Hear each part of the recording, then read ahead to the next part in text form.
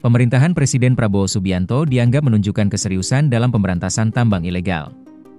Hal ini tergambar dari pengambil alihan 6 unit smelter milik PT Tinindo Internusa di Kota Pangkal Pinang. Analis politik dan Direktur Indonesia Political Review, IPR, Iwan Setiawan mengatakan, sikap pemerintah kali ini seperti menegakkan kedaulatan sumber daya alam dan menertibkan praktik ekonomi yang merugikan rakyat.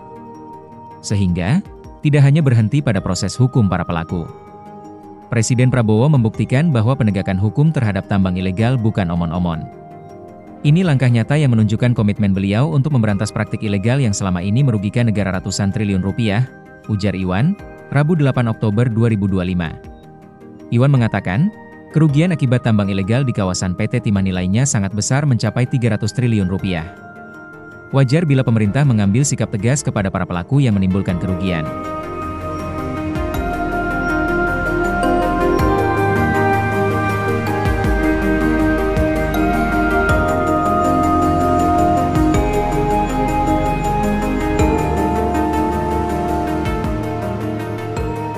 Bayangkan, kasus tambang ilegal di kawasan PT Timah bukan urusan ecek-ecek.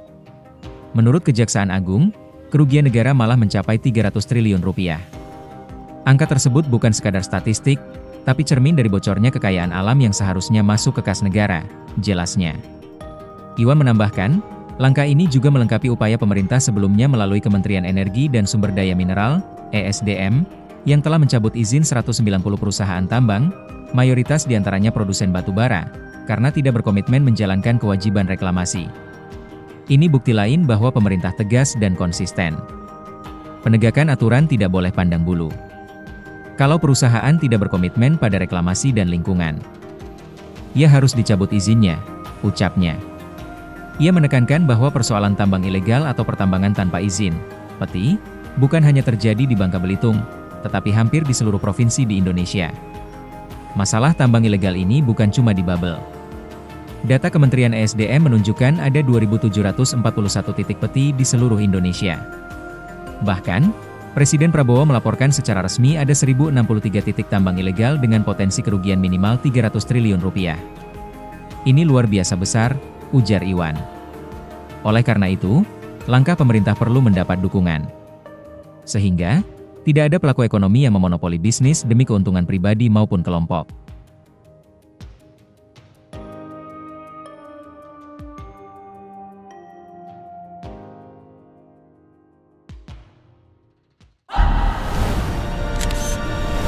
Tribun X menghadirkan lokal menjadi Indonesia.